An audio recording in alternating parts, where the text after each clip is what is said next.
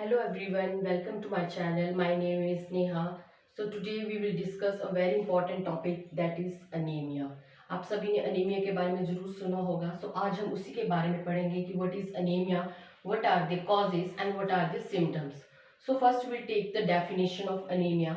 Anemia is abnormally low hemoglobin concentration or red blood cell count. So we know that red blood cells are very important for our body for carry out oxygen from lungs to all the cells and tissues of the body. And in red blood cell there is a very important pigment called hemoglobin, which have 4 iron atoms present at the center, and that iron atoms carry oxygen, 4 oxygen molecules, which transfer oxygen to all the tissues and organs of the body for giving us energy.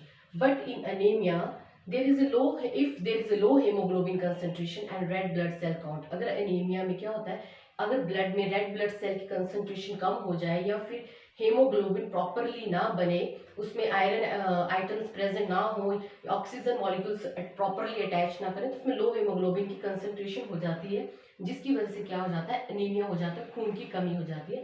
तो that is the anaemia. Now what we will discuss the symptoms. What are the symptoms behind the anaemias. So first are fatigue, weakness. Anaemia होने से क्या हो जाता है, fatigue होता है, कमजोरी महसूस होती है, थकावट महसूस होती है, वीकनेस महसूस होती है, पेल और येलोइश स्किन. आपकी स्किन जो होती है लाइट येलो कलर की दिखना शुरू हो जाती है.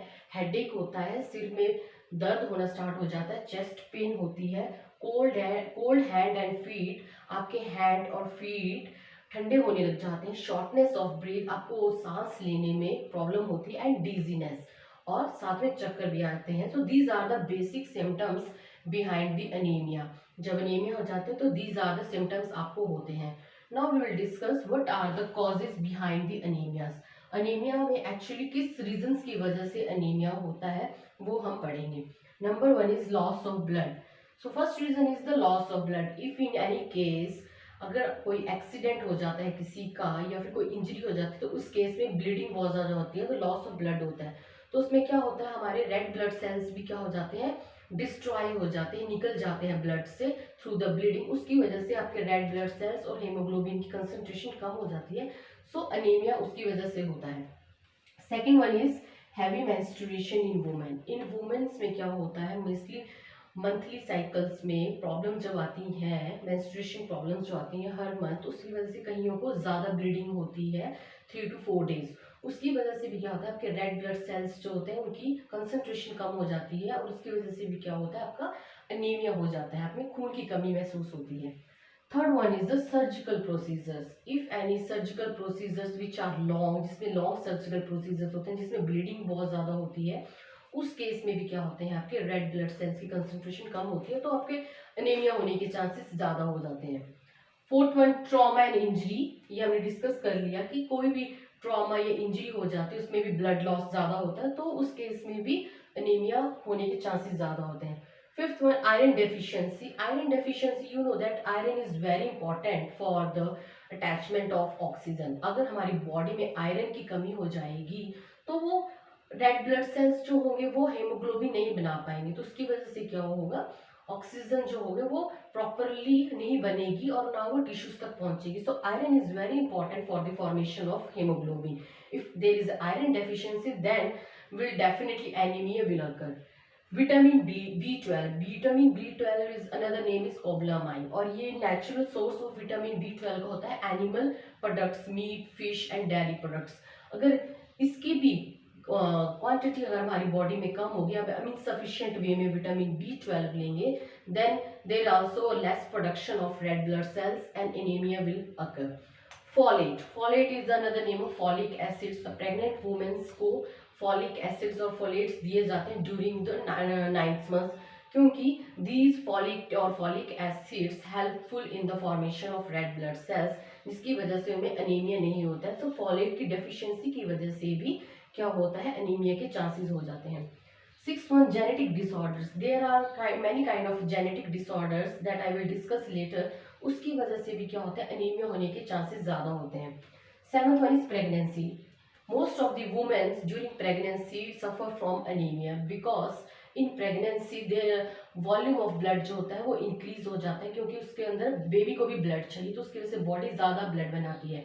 अगर ब्लड ज़्यादा बनाती है तो उसमें से उसको रेड ब्लड सेल्स भी क्या चाहिए, ज़्यादा चाहिए। बट अगर उसमें आयरन प्रेजेंट नहीं होगा, अगर सफिशिएंट डाइट नहीं लेगी women during the pregnancy, then there is no formation of more red blood cells and there is a chances of anemia. So in pregnancy there is a more chances to women suffer from anemia, because if they don't take sufficient diet, good diet which is of iron, vitamins, B12 and folic acids, then anemia will occur. Okay. Old age, जैसे जैसे age बढ़ती है, old age होती है, अब 65 years of age, there are more chances of anaemia, because जैसे जैसे age बढ़ती है तो हमारे रेड ब्लड सेल्स की प्रोडक्शन होना कम हो जाती है, तो there are more chances of that anemia will occur. Ninth one is diseases like diabetes, cancer, liver disease and kidney disease.